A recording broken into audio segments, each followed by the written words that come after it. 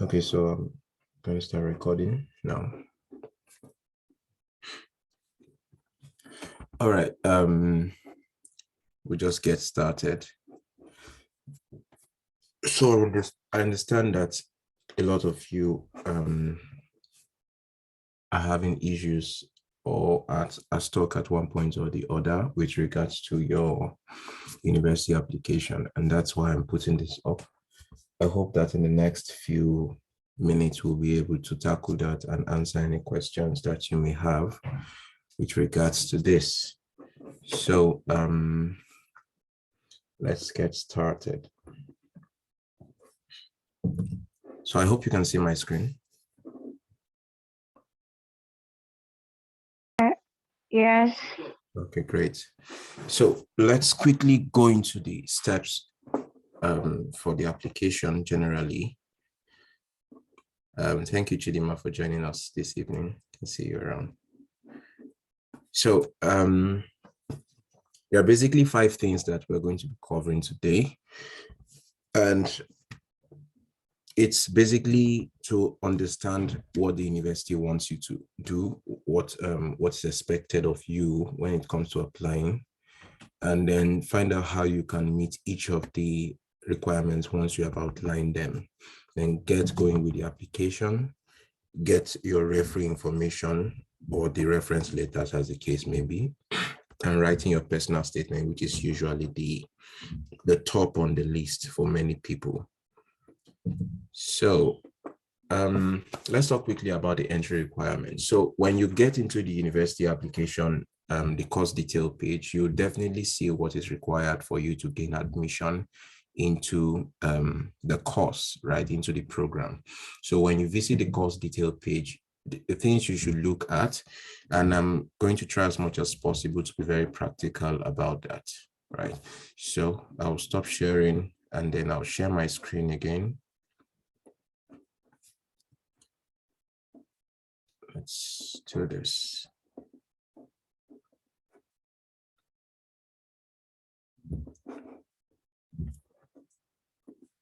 So I believe you can see my screen. Let's say I go to the University of Bath. And then I want to check a course for robotics and autonomous systems, which is what I'm studying. So I could search for robotics and autonomous systems and select taught postgraduates because that's what I want. And then I have this. Now, of course, you can see there is the 1-year course and there's the 15-month course. Of course, you basically cannot be trying to do a 15-month course because GVNE wouldn't be funding that. So let's go to what is necessary. Now, usually, if you have any question with regards to the course generally, most times the university has a feature called Unibody or basically student chatting with student ambassadors. And you can basically ask any question that you may have and you'd like to ask. So that's not the point right now. So this is the course detail page. So let's look at what is required here. This is a summary of the course, and we see course changes. Usually you may have to pay attention to this if there's any particular thing that may be changing as a result of COVID restrictions and all of that. And then there's a course structure that shows you what is being offered. In some universities, it may be a little more detailed. There's a detail for that particular unit. And in some, they may not be very detailed. So you may have to just find a way around that. Now, there are different ways of assessing. There's a coursework section, which is usually what characterizes many many courses in the UK master's program. Written examinations may just be 20% of your course. Out of the 5 modules I'm taking this semester, I'm writing only 1 examination in January. The others are project work, coursework, coursework and essays. So, let's look for entry requirements. here you go. So entry requirements is where you go. Now, they are usually general entry requirements, but let's look at the country space. I'm from Nigeria, so I'm going to select Nigeria, and then it selects Nigerian qualifications. So you should have a bachelor's degree with final overall result of at least a strong second class lower. So you see that here, whether you have, usually most universities require 2-1, but here, if you have a good 2-2, right, it's accepted. All right. So these are some of the things you can, pay attention to when you are when you are checking the course details, right? Course detail for your course.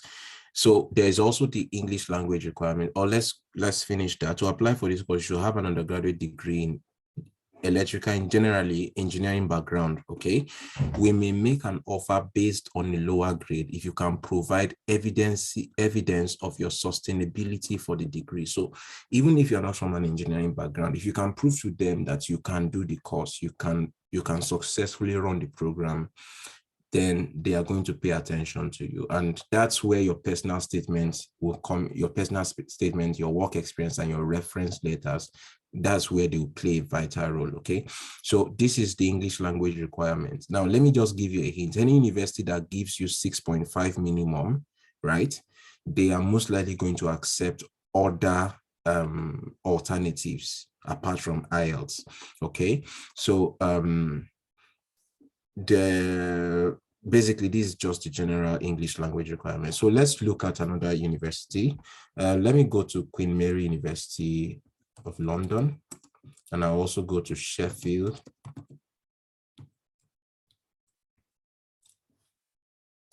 Okay, so at Queen Mary, let's search for a course. Okay, A to Z of postgraduate study, and let's search for robotics.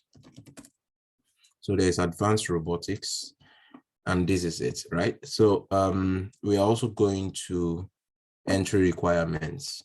So when you go to the entry requirements, this is the UK requirement, okay? But that's not where I'm coming from. I am from Nigeria, so I have to look for Nigeria requirements.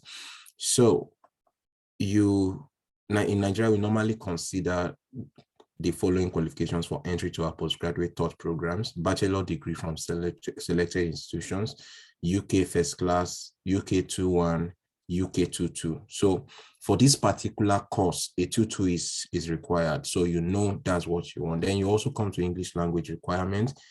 If you got your degree in an English speaking country, or if it was taught in English and you studied within the last 5 years, you may not need an English qualification. Now, this was how I got past my IELTS barrier for Sheffield and for University of Bath. Okay, so you have to basically check all of this, and then these IELTS, there are different ways they test: IELTS, TOEFL, and the rest. And finally, let's check Sheffield, and let's also search for robotics postgraduate taught, and reject all cookies. I don't need cookies. So let's search for robotics as well. Then we have robotics MSc. And in the entry requirements, you have the minimum of 2-1. Okay, so other universities were saying 2-1, 2-2. I mean 2-1, 2-2 first class. Now, University of Sheffield says they need a minimum of 2-1 in any engineering, mathematics, or physical science program, right? And then the IELTS requirement is 6.5. You can see they also require 6.5. Now, there are also other English language qualifications that they require, and we'll get back to that. But basically, this is just how to somebody says she loves Queen Mary. Okay, this is basically just how to get what's the word? To get the entry requirement. So let's search for a random course, and then going to search for international development. Okay, MA or MSc is what we are looking for. Okay, let's just pick one: migration and I saw international education and development. I know a lot of people who are doing this, so let's go there. So there's the 1 year full time, and let's check the entry requirements. This UK requirement, and that's not what we are looking for. We are looking for the international requirements, of course. And the international requirements, select your country, bachelor degree with a 2.2 of at least 2.5 out of 5.0. So you see, it's not very difficult to get admission into a UK university. Okay, so for subject specific requirements, your qualification should preferably be in education, developmental studies, or social science. You may also be considered for the course if you have a qualification in another subject area or work experience in the development sector or teaching. So one of the Chevening alumni, when I was watching one of the mock interviews they were doing then, he in the mock interview, he stated that he had a bachelor's degree in microbiology, right? But he was going for a master's degree in international education and development. Now, that was a life sciences course, and then he's coming into international education and education backgrounds and an education field from a life sciences or microbiology background. So this is where it's important for you to be able to prove why you are switching location, or why you are switching from the current background, the current field you are in, into a new field. So you should be able to prove that. Okay. So they are also stating as a way of noting that entry requirements are guidelines, and we assess all applications on a case-by-case basis. So that sounds more like an advantage for you, because if it's a case-by-case basis, then it means that even if you don't meet all of these requirements per se, there's still a way you can still get their attention. So the general English language requirement is IELTS academic 6.5. And then you also have other way. There's GCE O level for English language. Okay, if you want to write your proficiency test, go ahead. And there's also GCE O level. Then there are country exceptions. If you are from any of these countries, right, you won't need to write English languages. You will need to prove that you are from English. Okay. So that is that for getting entry requirements. So let's get back to the next.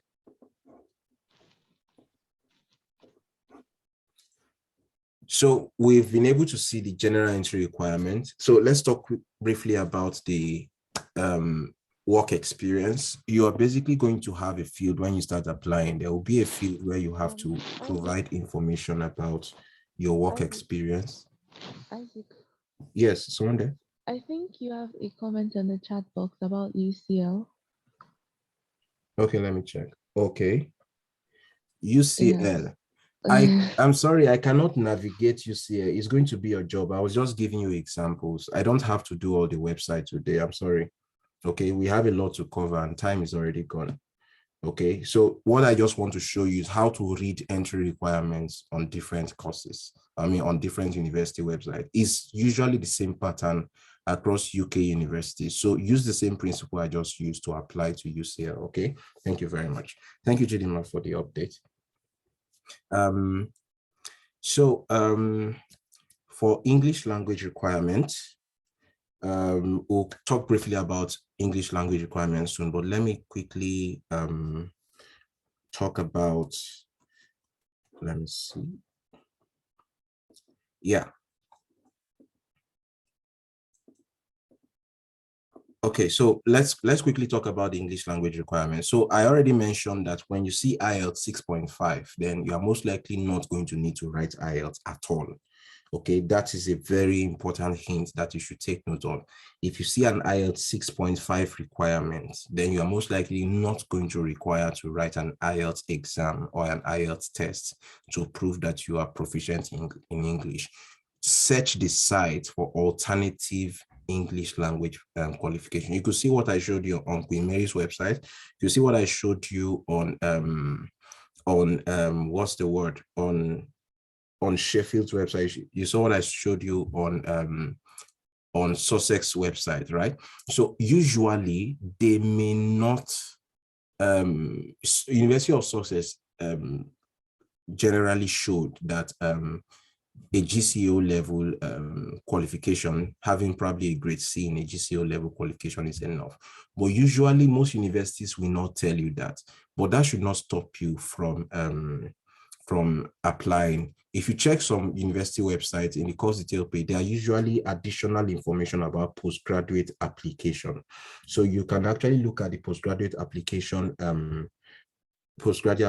process and you know and see some additional requirement for international students, requirement for local students or home students, as the case may be. So you can use those information as guideline to make your informed decisions. Okay, so generally, so how do we sort out the English language requirement? When you try to apply, right? Just go ahead and submit your application. When you are asked for IELTS, the IELTS section, you can leave it blank when you're submitting your university application. When you get the offer, you will get a conditional offer, usually asking you to submit and provide an evidence of English language proficiency, usually equivalent to a minimum of 6.5 IELTS. Now, they are not telling you that it must be IELTS 6.5, but they are telling you that it's an equivalent to IELTS 6.5. So an equivalent means that if you find an alternative that can also substitute for IELTS 6.5, then they are definitely going to, you know, receive that. So when there is really no option like that, if you have graduated from your university within the last 5 years, it's an advantage for you. You can send the admission team email, the same email address that probably they used to send you an offer. Send them a mail quoting your your applicant's ID that's usually generated when you submit your application. Quote it in the mail and tell them, I graduated from this university and I would like to request for a waiver. All right. I would like to request for a waiver for IELTS, basically for the IELTS requirement. So the waiver is basically to say that we don't want to bother you with this provision anymore. Just go ahead and, you know, do other things. We don't have to ask you to provide it. So if the universities just hear that you graduated from this, some universities will just grant you that waiver automatically. In fact, some universities, knowing that you graduated from a university, will not even ask you for IELTS before you even send a request for waiver. Some will wait until you send a request for waiver, and then when you send that request, they waive it for you automatically. Others will now tell you, provide an evidence that you graduated from the university and that the official mode of communication was English language. This is where you get the letter of proficiency from your university. It's now your responsibility to contact your university or anybody in any link you have in your university who will be able to get, when I say your university this time, I mean your university where you graduated from, where you got your first degree from. Okay, so you want to show them that, send them a message or contact them, ask them what it takes for you to get a letter from the registrar. Usually the registrar or the academic team, basically academic department of the university, telling them, as in writing a letter to state that this guy graduated from here and his official mode of communication was English. So that's it, basically. So I spoke about work experience. So I mentioned University of Sussex and other entry requirements that you saw. Sometimes your work experience is not necessary, especially for people who just graduated from their universities, their undergraduate program, and they are going straight into postgraduate. You don't have work experience, so you don't need to provide one, and it's not very important. But it's important when you are trying to show, if you've not been in school in the past 5 years, right, then it's going to be an added advantage when you show them what you have been doing within that period, that you were not just idle, you were doing something between the time you stopped, you completed your undergraduate program, and now that you're applying, you've been doing something. Okay, so that's where work experience counts. And also if you are switching fields, if you are switching disciplines, so you are moving from microbiology, you are going into international education and development, it's going to be very important. It's very important for you to be able to, show in your work experience that you've done something in a little uh, um, about education or something, just basically something that shows that you have been doing something, okay? And if you don't have, it's fine, just submit, okay? So let's go to CV and resume. And for these, universities usually would require CV.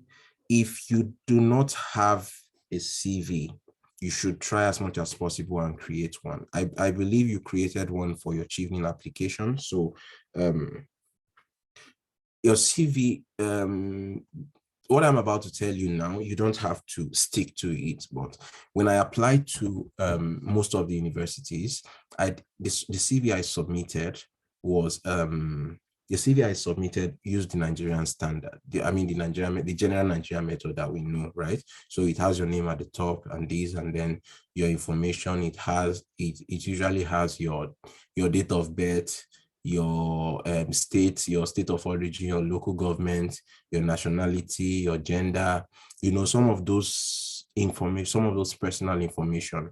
And then you now have your academic education history, educational qualifications, your work experience, and then your hobbies and interests, then your references.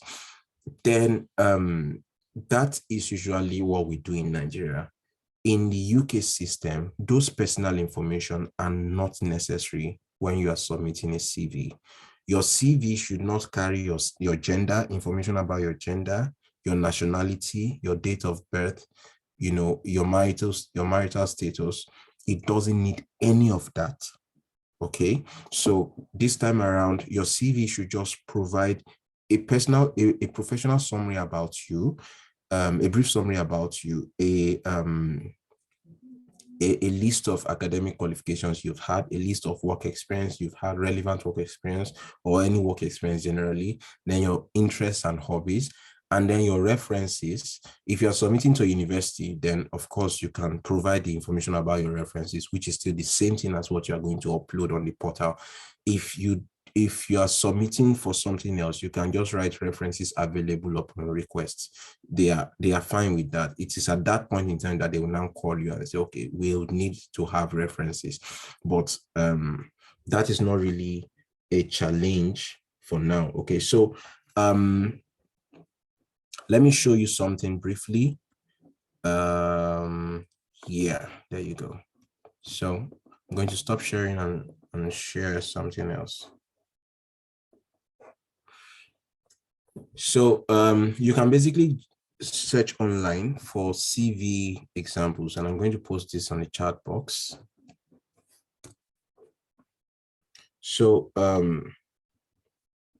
this is an example of a CV. So the CV has the person's name, the address, the email address, and phone number.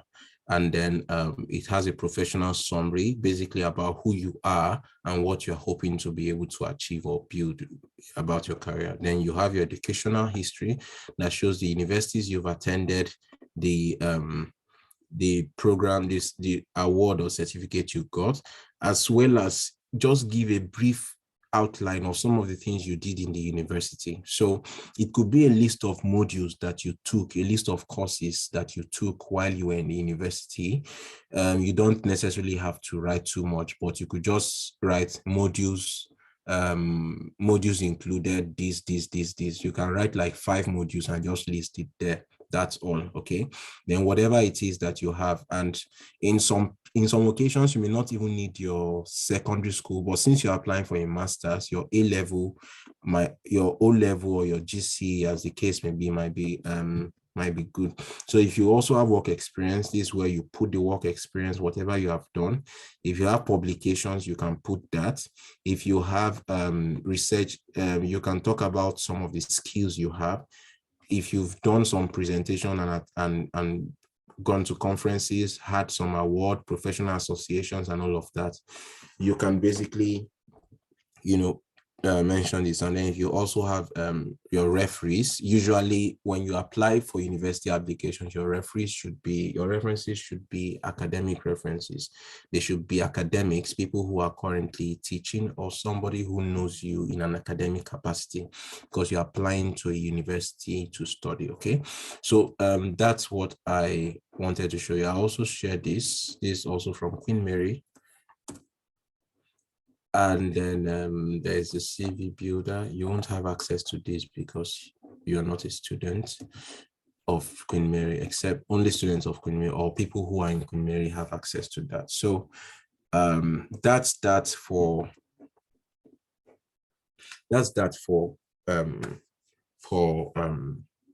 CV and resume. So let's talk about your academic documents quickly, getting your transcript and your reference letter. So let's quickly mention how you can contact your referees. Okay.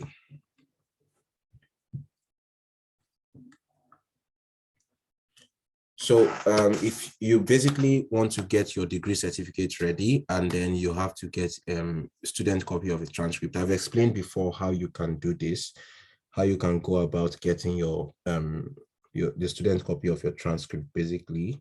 And I hope that was clear. Basically, just contact them and tell them to send a I'll just repeat that now. So you just go to your university, where you had your undergraduate program, and tell them that you need you need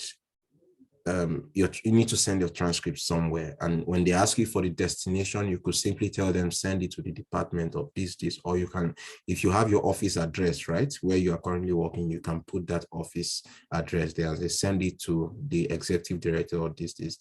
And then you could tell your executive director, when it arrives, please let me have the copy. That's one way. If you don't have somebody who can help you to collect it when it arrives, then you have to just have them send it to the department where you graduated from. So for example, graduating from electrical and electronics engineering department, I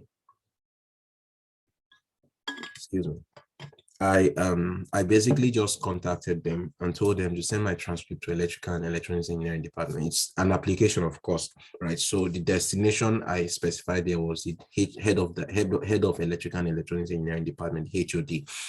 So I don't know if he received it or not. He may not need to do anything with it. If you also have a way of getting in touch with the HOD and telling them that they are going to send something, I would like to get a student copy. I would like to get a copy of that, if you don't mind. If they don't mind, they can give it to you. But the thing is, that's a long process, because as soon as they are sending the transcript, they can generate the student copy on request. Okay, so when you tell them to do that, you also send a message. You also tell them at the same time that you'd also love to have the student copy of the generated transcript, either as hard copy, which you will now scan by yourself and make an uploaded copy, or you can send, you can tell them, you can give them a specific email address. For me, they told me that they could only send it to my university email address. So thankfully, I still had access to my university email address, the footmina.edu.ng email address. So I still had access to that. So I was able to log into that email account and retrieve it when they sent it there. So you might just have to check with your university what they have, okay, what they have, or what they basically require you to do in order for you to get the student copy.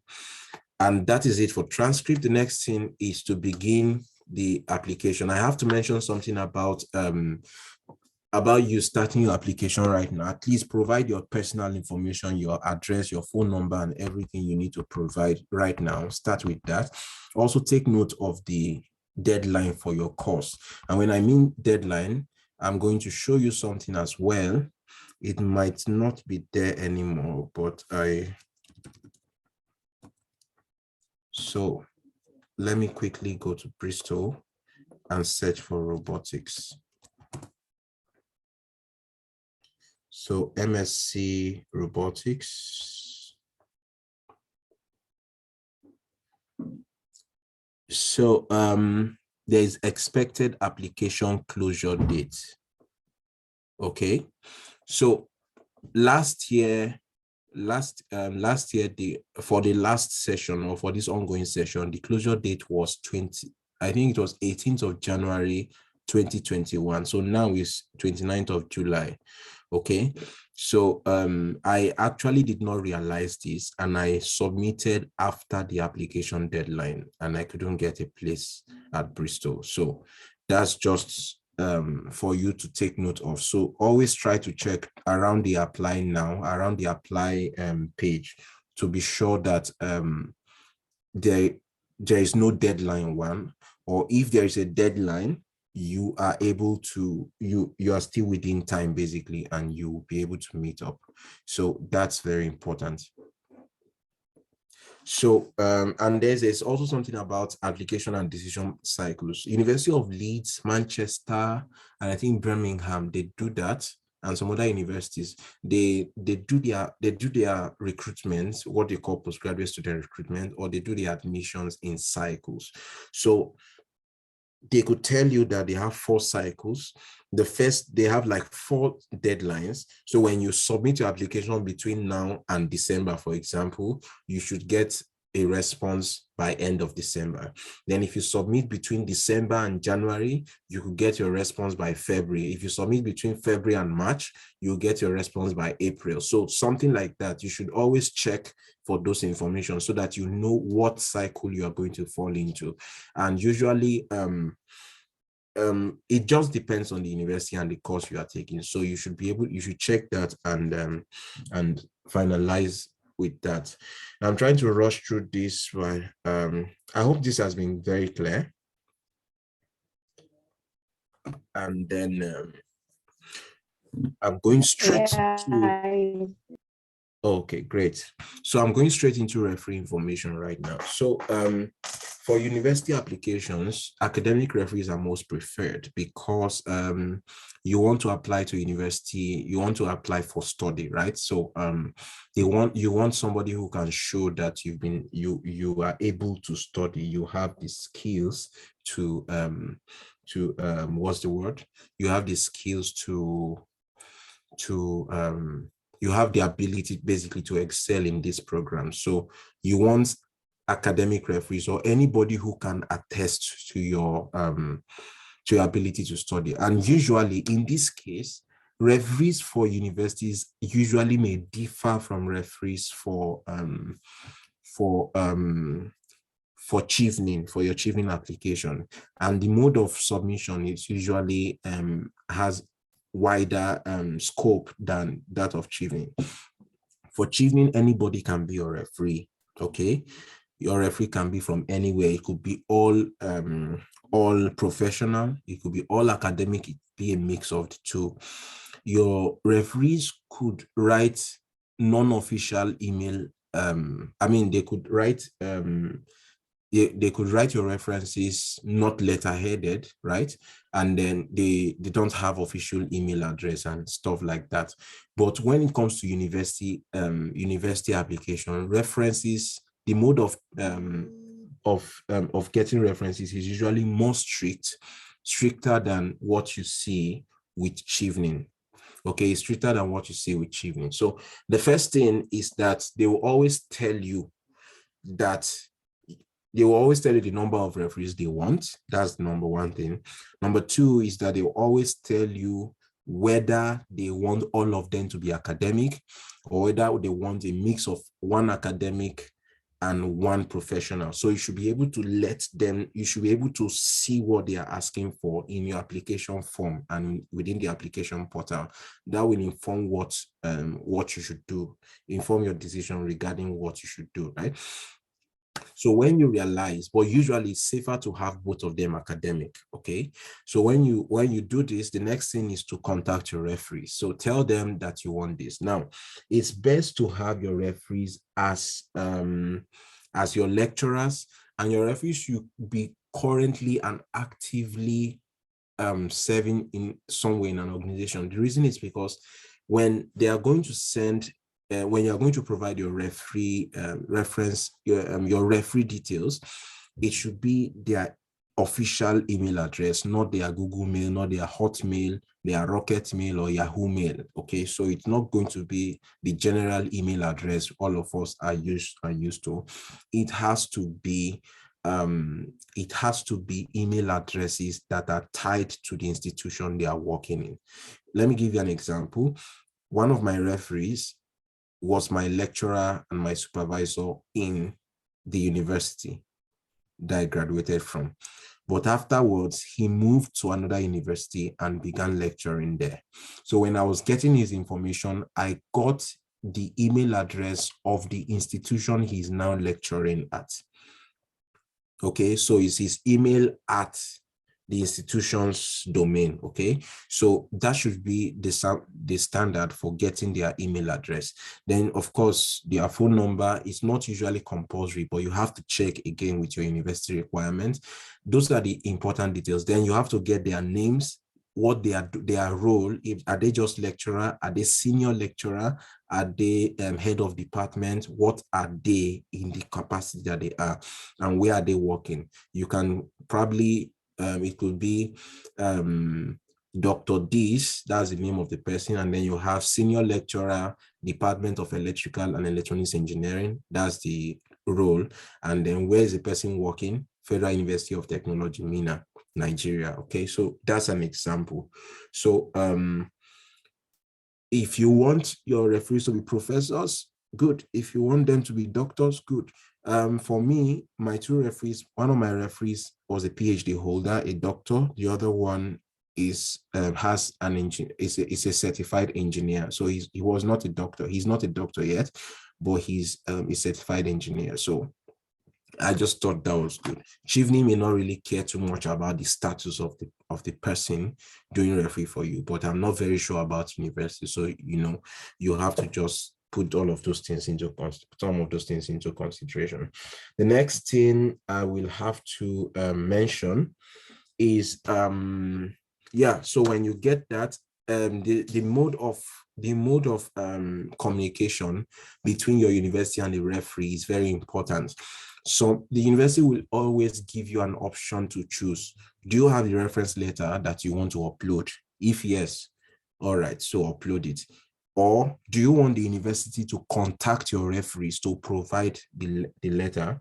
So when you tell your university, if that's the case, the university will contact using the email you provided. They will send a mail or send a link to your referees, right? And then they will follow that link to type or upload your reference letter right there. So if your referee may not be somebody who is very tech savvy or whatever the word is, try as much as possible and get the letter from the person, the letterhead, official reference letter, get it from the person, and then get it from the person and send and upload it by yourself. Okay, but if you trust the referee to be able to know what to do, then of course use the option where the university contacts them. I use both. Okay, in the case where because when I told one of my referees that I was going to apply to a lot of universities, was like, okay, you know what will happen? I'll just send you the template and you just adapt the destination, okay, so that you won't have to, just in case I'm not available and I'm not around, you won't be delayed when you want to submit applications.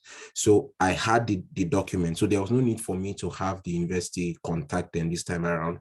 I just uploaded by myself. So that's why I'm telling you, you can pick any option that you want. Okay, so that's it about referees. Before I go on, does anybody have a question about referees and references before I go on?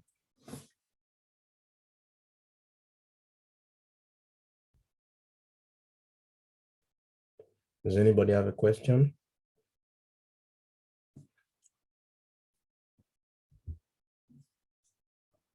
Okay, thank you, James. So in that case, let's move on to the final part of this, where we are going to spend the next couple of minutes.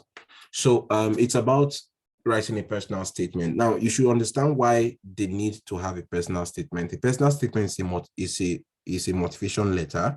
It's a letter that shows why you are interested, why you are excited about the course you want to study. It's a statement of purpose. Is you trying to prove to them that you know what you are looking for and you know what you need, and you know that this course is good for you and that you are also a good fit for the course. That's what your personal statement is about. It's about you telling a story, right?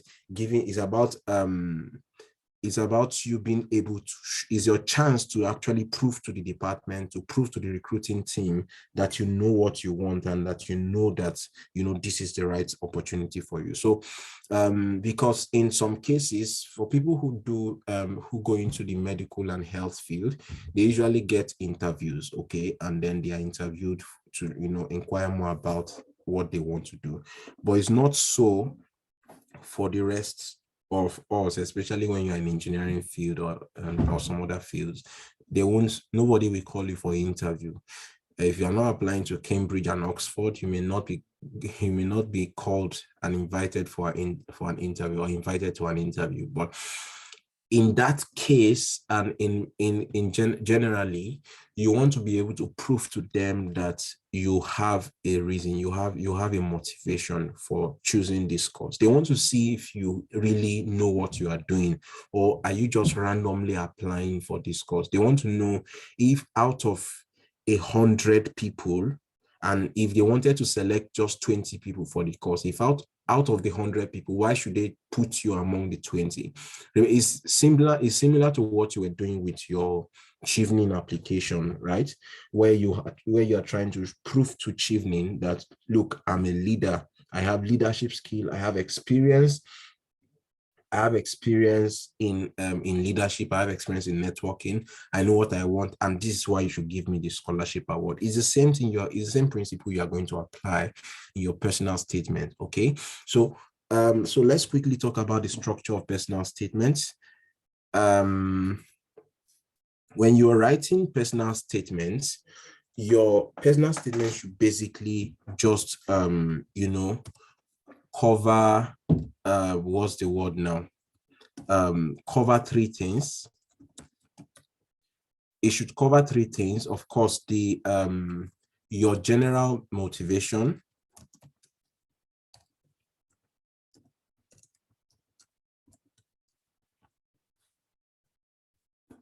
Okay, so it's supposed to cover three things: your general motivation, your experience, and your plan. So when we talk about general motivation, basically talking about the fact that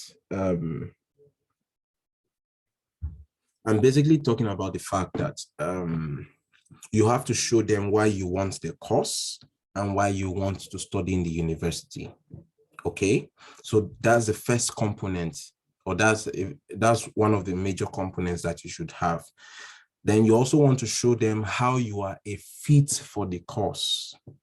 Okay, that's where your academic background and your work experience comes in. So you didn't have the opportunity to be detailed in your study in the UK plan, but when you come into your personal statements, you have the chance to do that, and you have the choice to do that, and really you should do that. Okay, and you now have the plan section. The plans is basically just like you have your Chevening application where you have your career plan. This is where you integrate what you hope to do with the learning. Are you just choosing the course because there are many people choosing the course and you felt like, okay, let me just choose as well? Or is it because you have something you intend to do? Can you show them that you have a learning outcome, basically? Okay, that's what your personal statement should contain. These are the three important things. Once you are able to connect these three components, it doesn't really matter which of them comes first. Okay, but if you have them linked together in a very interesting way, don't worry, you get the details. You get all the resources I'm sharing. I'll send it. I think I'll just make a document and put everything together. So if you're able to link all of these points together in a very interesting, and to make an interesting story, then you are very, very good to go. So we are going to explore some personal statement examples. and then we'll basically just see how they appear. Okay, and there we go.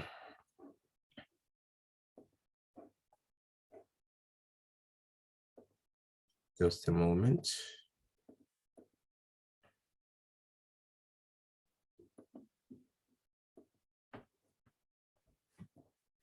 I'm going to send all the documents I'm using right now, so you all can have access to it and use. I'm also recording this meeting, so you can also have the link and watch at a later time if you want to. So let me share something quickly. Let's go to samples, and let's start with this. Okay, I believe you all can see this. How clear or how large is it? How legible is it? You can just drop a comment. Let me know if it's large enough for you guys. If you want me to enlarge it.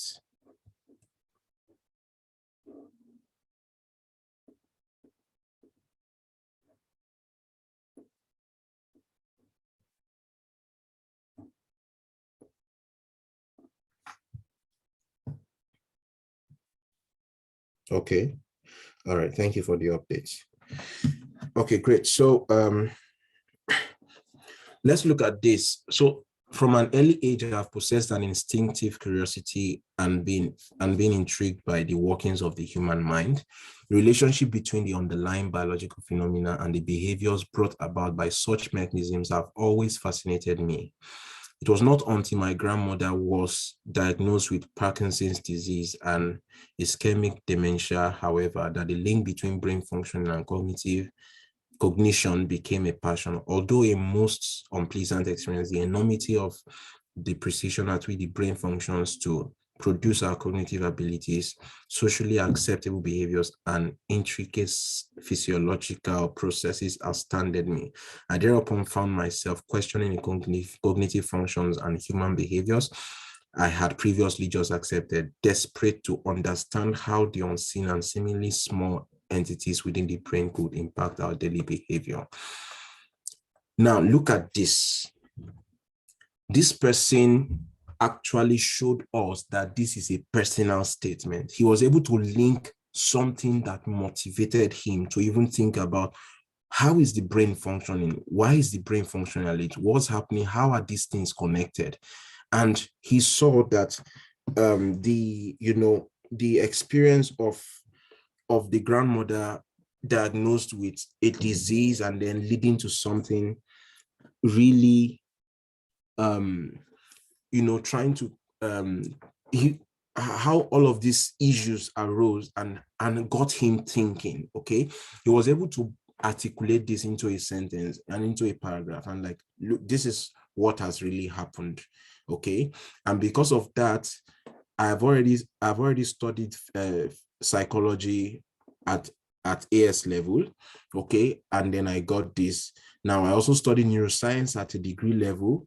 Okay, now he's trying to mention what he's going to study, as in he's basically showing why he's trying to study this course, that whichever course that he's intending to study. So he's been able to mention a general issue that gave him a that gave him a motivation for this, a general issue, a general situation, a general circumstance that gave him a motivation for this.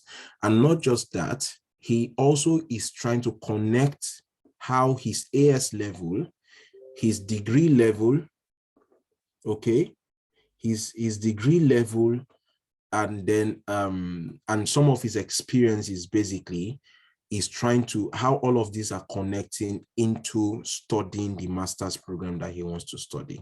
Okay, and then not just that, he went on to talk about some of the other components of the course that he's about to study, how they connect, as in how they are very much interesting to him. So he's talking about the mandatory unit, abnormal and clinical psychology, the neurological and psychiatric disorder. Basically, I think these are still some of the experiences he has gotten. Okay, so he's now talking about what he wants to study, the experimental psychology course. It's a conversion course at the University of Sussex. This is the course that he's trying to study. Okay, so he's trying to study this course, and basically he's saying that all of these are basically foundations for him to choose this course.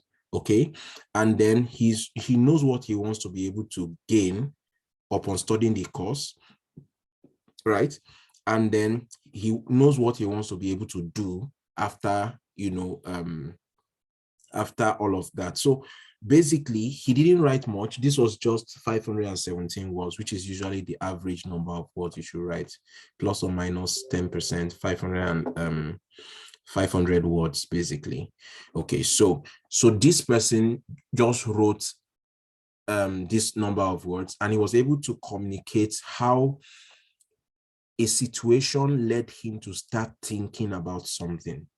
And through those particular reasoning and thought processes and research and all of that, he was able to arrive at a point where he was like, I think I want to do this course. And I know that when I study this course, I'm going to gain this, and this, and this, and then I'll be able to use that for this. Okay, so he's now talking about his hardworking nature as well as his academic passion. So he's able to connect both his passion and his skills and his characteristics, his features, his qualities, and talk about how some of these things are, talking about his experience. He's basically showing how his previous experience, his previous study, all link up to support his motivation for this particular course and what he hopes to gain from it. So this is an example. Let me show you another example. And I think I like this particular example I'm trying to bring up. Let me see. I opened it exactly. Great. There you go. So this is a robotics personal statement for someone who wants to study MSc robotics. Now, remember, it's a personal statement. In personal statements, you are writing to, of course, people who are trying to assess you on the basis of admission, but you still want to be able to excite them and make them feel like this guy is really excited and interested about his course. That's what you want to show them. Okay, so he says numbers. He's basically talking about the whole thing about numbers, and then he now writes something. I'm here to tell you why I believe mechatronics is the ideal path for me. During this time, think of me as an individual telling you about his journey. Now, this guy was very daring. He was able to bring, he basically wanted to engage. It's more like he's trying to take these people on a journey, and he wants to make it more of a fun fair. Now, I have to give you a background to this particular guy. This guy had 2.2, or he had a very low grade that was not up to the minimum requirement for gaining admission. But guess what? He didn't allow that stop him. He applied nonetheless, and because of this personal statement. So what did he do? He was able to mention his degrees, right? And talk about how he was just showing how he was getting interested in things and how he was able to use control systems and Arduino, and how he learned how to use programming to control things. And then how he didn't just stop at what he was taught in school. He went on to buy his own starter kit to teach himself the basic principle of integrating software with hardware. Okay, so he showed everything started to merge together as a series of this. It was then I discovered that my interest in mechatronics. So he basically was able to show that, look, I'm not just the kind of person who is a book person. I love putting my hands to work. Okay.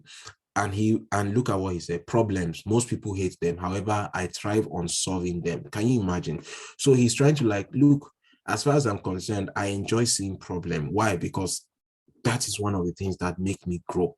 Okay. And then he showed a proof of how he was able to do some things, giving examples. And then he talked about all his study and all of that. And then he also mentioned his project. Okay. Now, he's also trying to mention,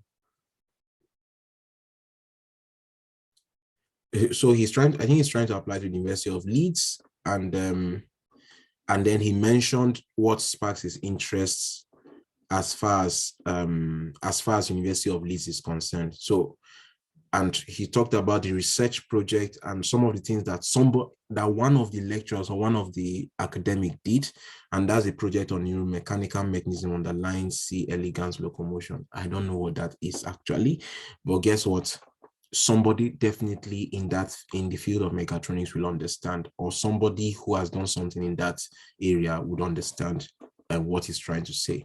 And then basically he's just trying to talk about what the university offers and all of this, and how he's really eager to do that. And he said he hope able to learn more and be given the chance to exploit what nature has to offer. So what nature has to offer us.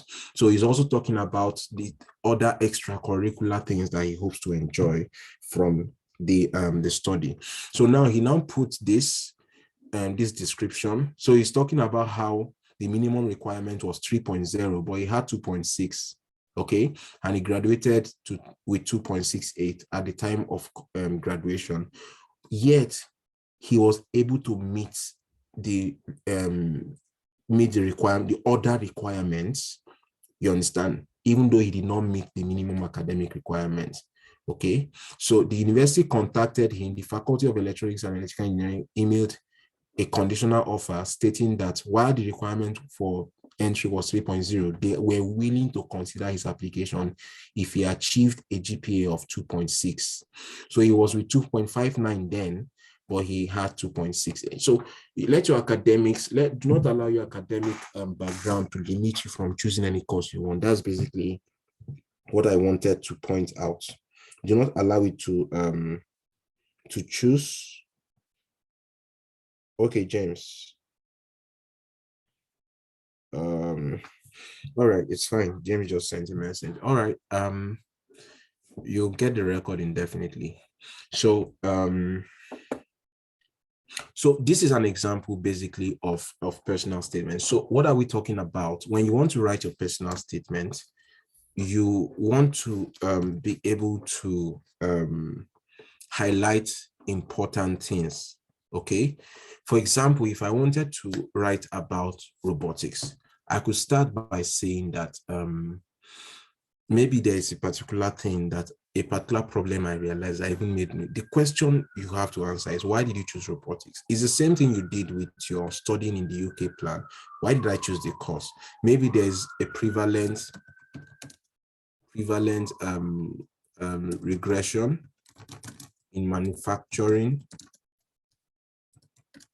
and security in Nigeria. So you create a story around this and talk about how it inspired you to pick this line of profession.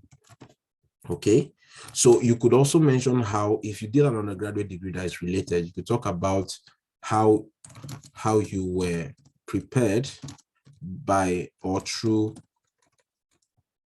how you were prepared for this. Oops.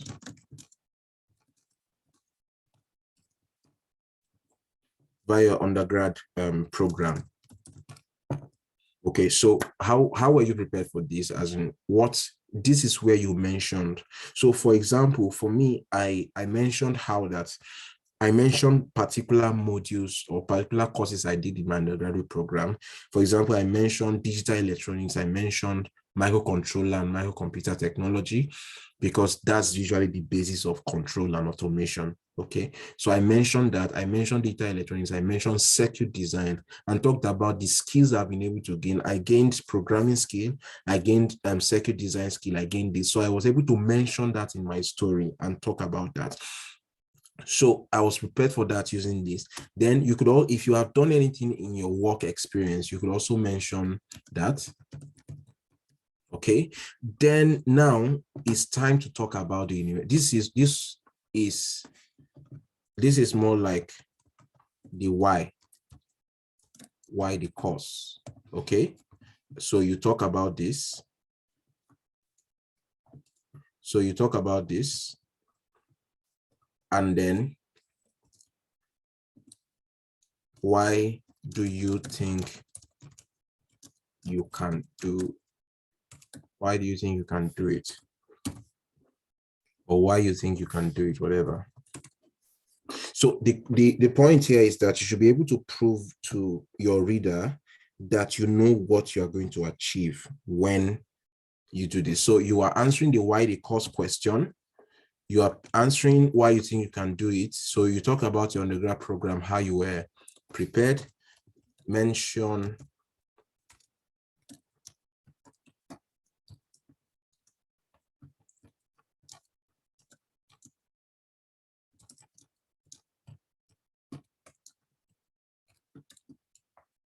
okay. So if you also did a final year project,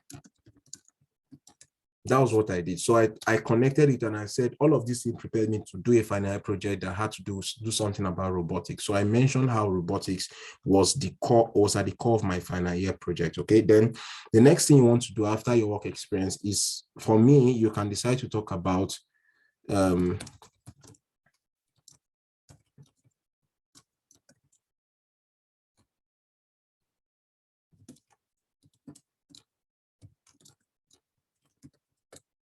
so what do you hope to gain from studying at the university? Okay, so this is where you can mention specific modules that interest you. Okay, so you want to mention specific modules that interest you. You want to mention maybe the laboratories. Think about it like this. You see you're studying the UK plan that you wrote for your Chevening application.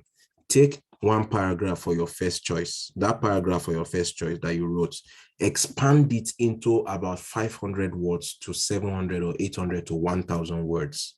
Okay, expand it. So basically you have a motivation, why you want it. Then you now have why you want to pick the school, what you hope to learn, what do you think qualifies you to take on this particular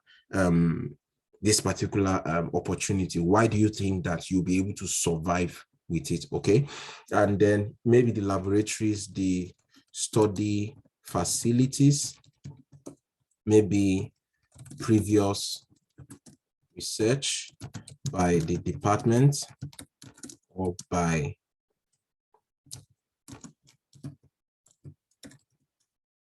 an identified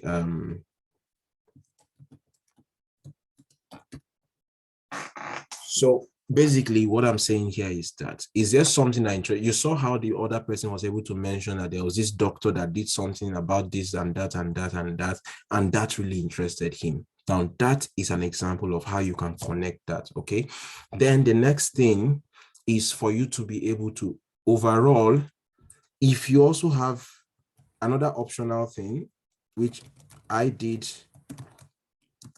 another optional thing is to talk about the city. So I mentioned something about the city that I really enjoy about the city, each of the universities apply to. I mentioned something about the cities, and I talked about how being there really give you an opportunity to also explore and to have a sort of work-life balance, a study life balance, or extracurricular balance sort of. So these are some of the things you can and you should be able to do when you write your essay. So basically you should conclude as usual.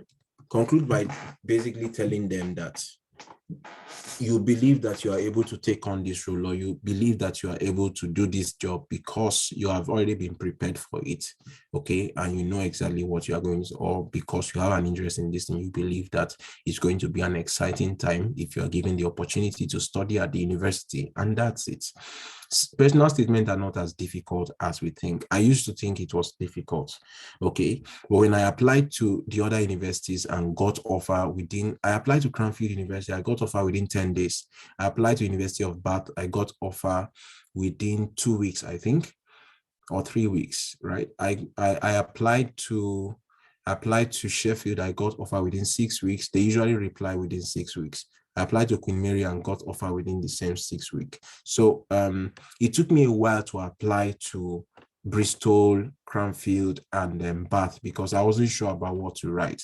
But when I applied and I realized it wasn't really a big task to use, it's just to be able to adapt what you want to write to the particular university, okay? And before you know it, as soon as I decided to apply to Sheffield and Queen Mary, it took me just a few days to like gather my thoughts together about each of the universities. So at this point in time, it's time for you to research, okay? So I'll give you an example of what you can do, how you can get this information right now, and then we'll head to questions, and that'll be all. In the meantime, just know that I'm going to share this document and all of that with you guys after this. So let me show you something. So look at this. This is MSc Robotics at University of Bristol. Okay. So I want to pick this course and I want to write a personal statement for it. The question is, what is the University of Bristol most likely going to offer me? The first thing I want to look for is the program outline, the program overview, what it hopes to give me, right? And then I look for, there's careers, but I'm looking for what's the word? I'm looking for the course detail. Okay, so let's go to apply now. This start your application. MSc. It will definitely ask me to sign in, which I'm not trying to do. I'm looking for this outline of courses.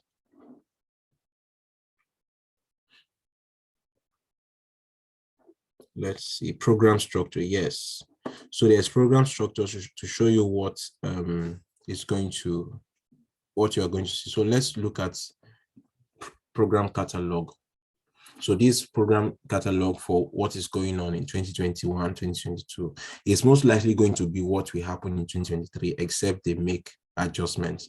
So there are different, you see, there's dissertation, robotic system fundamentals, research technology and methodology, machine vision, HRI, bio-inspired AI, intelligent information systems, advanced controls and dynamic assistive robotics.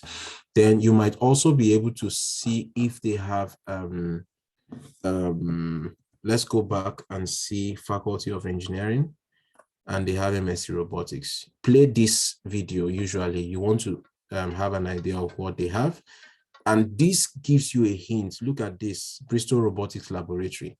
That should give you a hint to what you can actually, what these people might offer. So this time for you to check Bristol Robotics Laboratory. And there you go. So these guys have a robotics laboratory, and then find out what they do, find out their research areas, and you could mention, okay, wow, there's area robotics, there's assistive robotics, for example, and you want to find out about their research. This is where you find out what other people have done so far. Okay, this is how you find out and see what other people have done so far. And sorry, let me see. Okay, so you check what people have done in that field and see how you can learn from people's work so far. So these are projects that have been done, other related projects. So this is basically how you fetch information from a university website. Let's see if we can do let's see. So you could, so for this list, for example, you see what they are going to be taking. You can decide to check for robotic platform engineering and find out what it does to introduce students to the key element of robotic platform design. And what does it really cover? Land-based robotic platform, marine-based robotic platform, unmanned area vehicle, autopilot hardware. If any of these interests you, the same way you are able to browse details for your studying the UKSA, this is the same way you are also going to be able to, this is the same way you should be able to browse for information regarding the university and the course detail. And this is how generally you get as much information as you will need to submit your university application. So at this point, I'll stop here and then give room for questions. Wow, it's already time. I didn't realize time was gone like this. So does anybody have questions?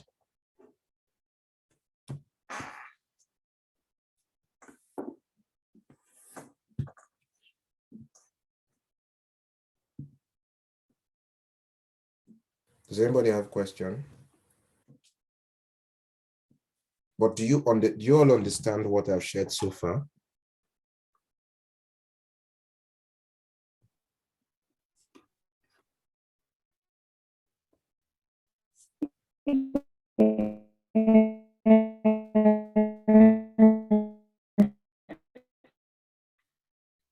Okay.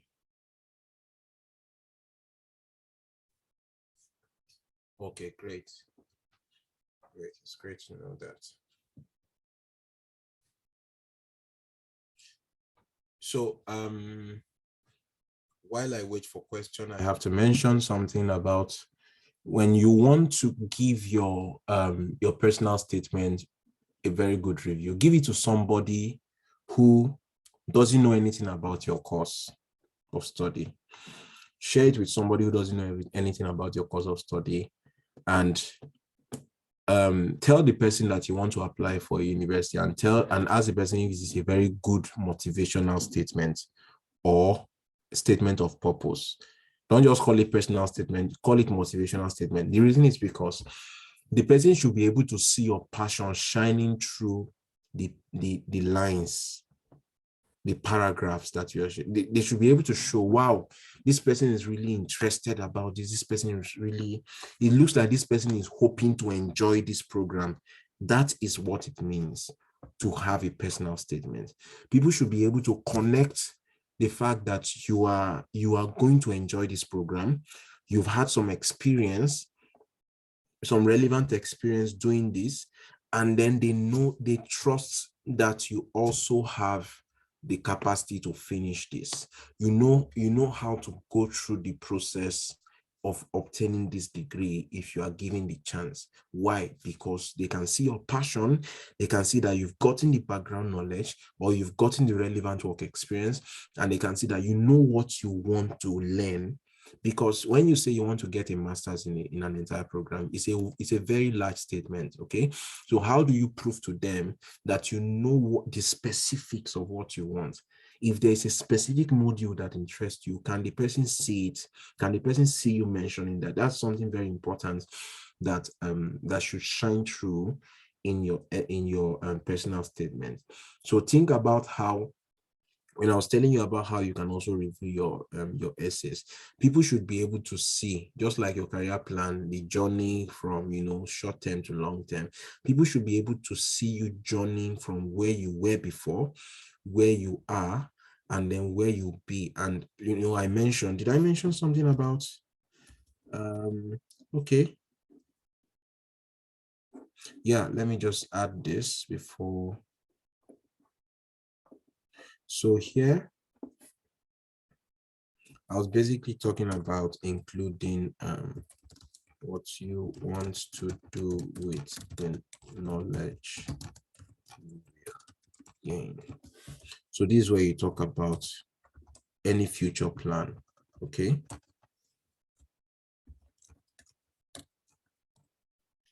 That's all basically. And that's what those are the components. If you see what we shared earlier here, those are the important components. So you should have your general motivation, experience, both academic and work, or either of the two, whichever one is relevant. Okay, we are talking about what is relevant. It's not, you can't be trying to do one thing and then you'll be mentioning something else. Okay, so it has to be aligned. There should be a connection between everything you have should count. That's why you have just 500 words to write.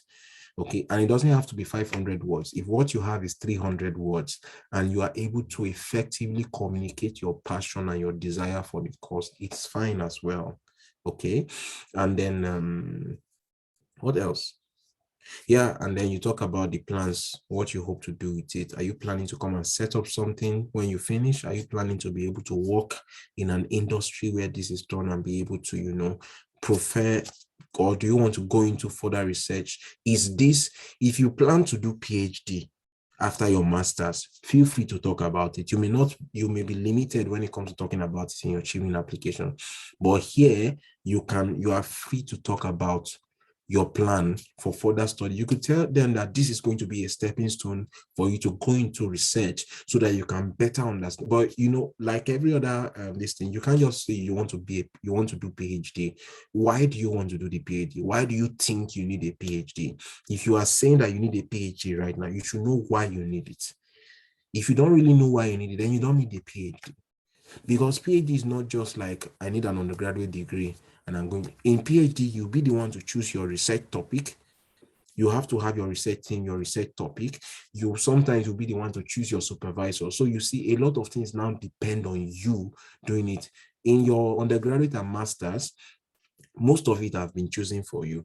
Okay, the course you are the modules you are going to be taking, everybody knows. I mean, there is already a list, like we saw with Bristol, right? There's already a list, Bristol and Bath. You already saw the list of modules you are going to take for semester 1, semester 2, and for your dissertation. For your dissertation, of course, you'll be the one to choose your topic under a supervisor.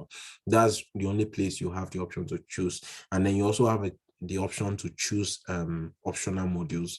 Maybe there are 3 options and then you are asked to choose 2 out of the 3.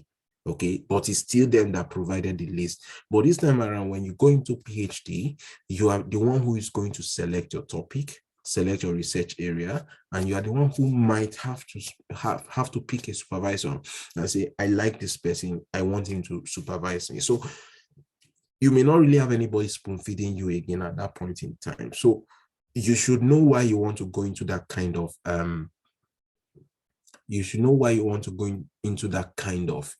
adventure and that kind of stuff. So if you are going to mention PhD in your postgraduate, in your personal statement, you should be able to add a reason. It doesn't have to be a long story. It can be 1 sentence. I would like to use this as an opportunity to prepare me for my PhD so that I can do further research in this and this field, which will help me or enable me to be to be impactful in this area. Finish. That's all. It doesn't have to be too much. Okay.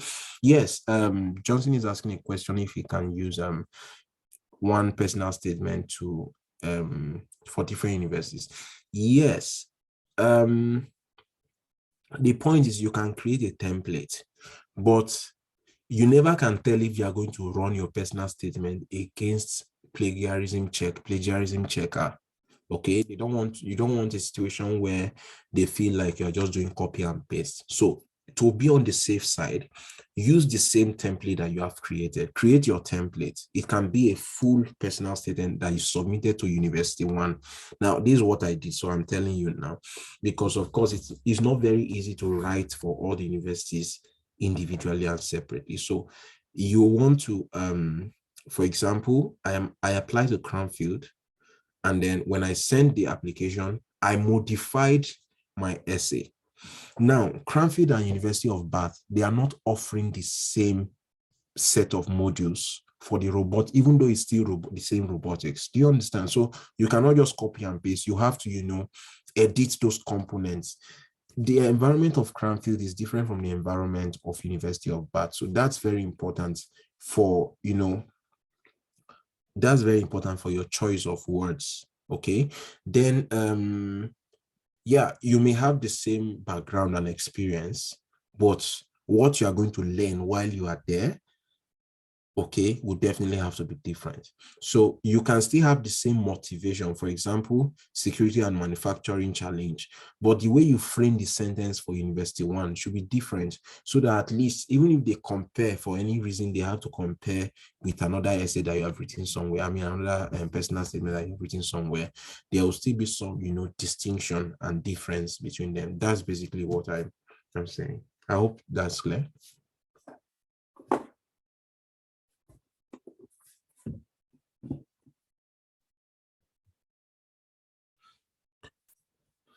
Does anybody have any question?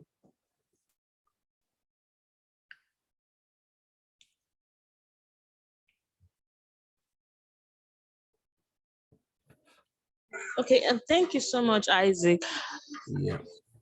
Okay, I just want to say that I was going to University of Birmingham for the Okay. course I want to study there. Mhm. I'm seeing something like professional experience, that this course you don't take it without having at least a 6-month professional experience in Okay. that particular field.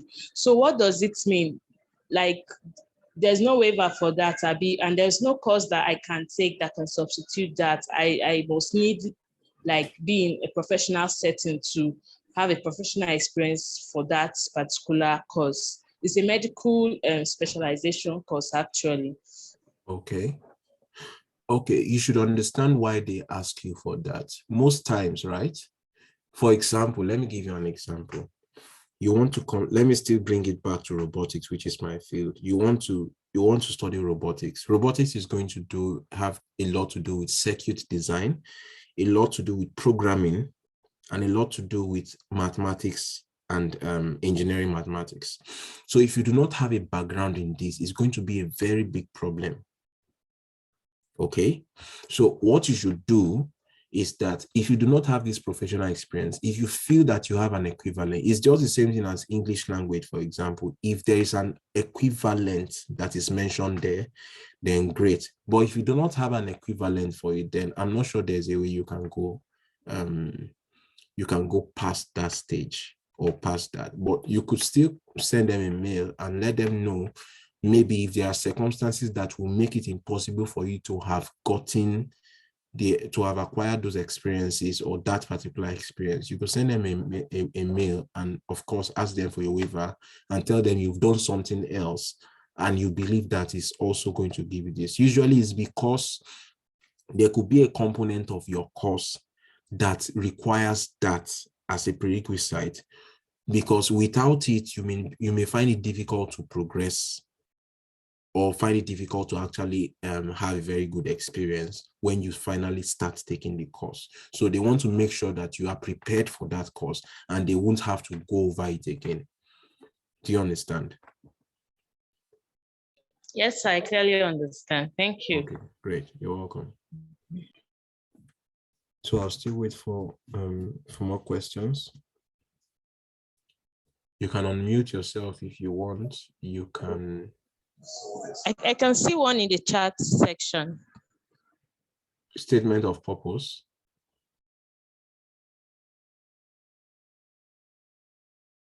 I think I've answered the question regarding Johnson. Did you understand my my response? Did you get my response?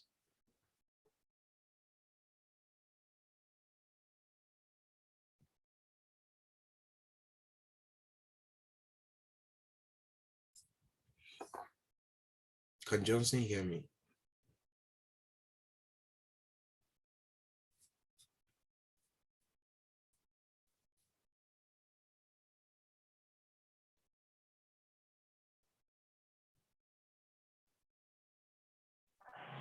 Oh, sorry. Hello? Yeah. You Hello? got my response to your question, right? Hello? Are you hearing me? Yeah, I can hear you now. Okay, I think from your explanation there, I got it very clear. Okay. Concerning the universities. I think the difference there should be the modules from your explanation, the environments and the infrastructural facilities. all Yeah. those things. I think that should be the only thing that should be added from the explanation. That is the way I understand it. Yes, That's but what I yes. also added was that you don't have to use the same introduction across all your personal statement. There should be a way to modify them. The introduction and the conclusion should they may be the same because you have the same motivation, you have the same goal, you have the same plan, but you want to be able to adapt one to one university and another to another university so that they won't be identical. That's the point that I'm trying to make. Okay. Yeah. Okay, thank you. Yeah, you're welcome. Does anybody have a question?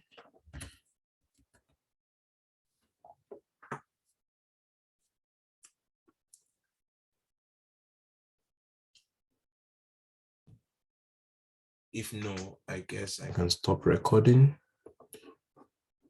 and then